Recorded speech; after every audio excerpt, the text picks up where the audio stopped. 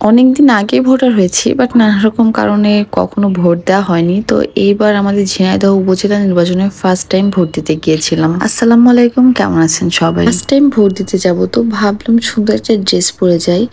তো last time যখন কক্সবাজারে গিয়েছিলাম তখন এই ড্রেসটা নিয়ে আসছিলাম ওখান থেকে, বাট এখনো পর্যন্ত এটা পরা হয়নি। তো ভাবলাম এটাই পরে যাই। তো তারপর আমি আর আমার ছেলে দুজনে মিলে রেডি হয়ে চলে যাচ্ছি আমার আম্মুর বাসায়, কেননা আমি হচ্ছে আরাপুরের ভোটার, এখানে আমার ভোট নাই। তো এই জন্য আমি আর আমার ছেলে মিলে চলে যাচ্ছি আরাপুর। আর এই যে যাওয়ার পথে দেখি এখানে বয়েজ স্কুলে এখানে মেবি ভোট কেন্দ্র হয়েছে, গার্লস স্কুলে ভোট কেন্দ্র হয়েছে, সব জায়গাতে একটু ভিড় ছিল। পাশে এসে দেখি কাব্য খেতে বসেছে, তো তার খাওয়া দেখে আমার ছেলেও খেতে বসে গেছে তার পাশে। আর কাব্য খুব সুন্দর করে তার ছোট ভাইকে মুখে তুলে তুলে খাইয়ে দিচ্ছে। তারপরেই তো সবাই মিলে রেডি হয়ে বের হয়ে গেলাম ভোট দিতে যাওয়ার জন্য। আমার আসতে মূলত দেরি হয়েছে, আমার বাসা থেকে আসতে। তো অলরেডি 3টা বেজে গেছে, এই জন্য আমরা একটু তাড়াহুড়ো করছিলাম যে তাড়াতাড়ি ভোট কেন্দ্রে যেতে হবে, তা না হলে টাইম আপ হয়ে গেলে তখন আর কোনো লাভ হবে না। তারপর বাসা থেকে বেরোনোর সাথে সাথে একটা অটো পেয়ে গেলাম। তো সবাই মিলে অটোতে উঠে পড়লাম। আর আমরা প্রথমে জানতাম না যে আসলে ভোট কেন্দ্রটা আমাদের বাসার পাশেই। প্রথম ভাবছিলাম যে অনেক দূরে, এই জন্য আমরা অটোতে করে আসছি।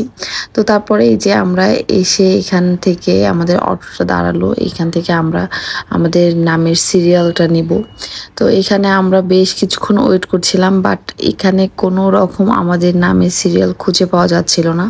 তো আমরা ওখান থেকে অটো ছেড়ে চলে আসলাম ভোট কেন্দ্রের কাছাকাছি। তো এখানে আরেকটা প্যানেল বসছিল, তো এখানে এসে আমরা শেষমেশে আমাদের এই যে নাম্বারটা খুঁজে পাইছি। এখন আমরা যাচ্ছি ভোট দেওয়ার জন্য। আর এই যে ভোট কেন্দ্র চারিদিকে একদম ফাঁকা, কেউই নাই, কেননা অলরেডি 4টা বাজা বাজা অবস্থা। তো সবারই মোটামুটি ভোট দেওয়া শেষ হয়ে গেছে, এই জন্য খুবই নিরিবিলি পরিবেশ ছিল। তো আমি চলে আসলাম ভোট দিতে, আর আলহামদুলিল্লাহ আমার ভোট দেওয়া হয়ে গেছে। জীবনে প্রথমবার ভোট দিলাম, তো আলহামদুলিল্লাহ আমার ভোটটা বিফলে যায়নি, সফলই হয়েছে। তো এখন একটাই কামনা যে কেউ কথা রাখুক বা না রাখুক, আমাদের চেয়ারম্যান সাহেব কথা রাখবে। তো এই তো ভোট দেওয়া শেষ, এখন বাইরে এসে দেখি যে আমার ছানাপোনা নিয়ে আম্মু বসে আছে এখানে। তো আম্মুর ভোট এখনো সে দেয়নি।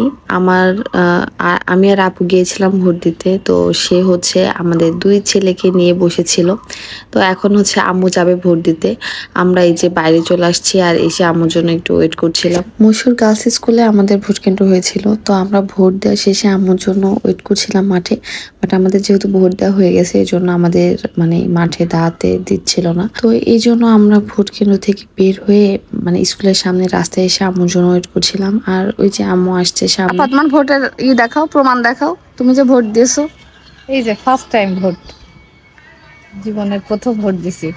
ভোটটা যাতে না পচে। প্রথমবার ভোট দিয়ে সে খুবই ভালো লাগছিল, বারবার হাতে ছবি তুলছিলাম, ভিডিও নিচ্ছিলাম। মানে এতদিন ধরে সবাইকে দেখতাম যে ভোট দিয়ে এসে ফেসবুকে ছবি আপলোড করতো, বাট নিজে ফার্স্ট টাইম ভোট দিয়েছি, তো নিজের কাছে খুব বেশি আনন্দ লাগছে। তারপরে তো ভোট দিয়ে আমরা সবাই বাসায় চলে আসলাম। আর বাসায় আসার পর আম্মু এই যে আমাদের জন্য দেখি পিঠা বানাইছে, তো পিঠা খাচ্ছিলাম সবাই মিলে বসে বসে। ভোট দেওয়ার পরপরই বাসায় চলে যেতে চেয়েছিলাম, বাট আম্মু কোনো রকম যেতে দিচ্ছিল না।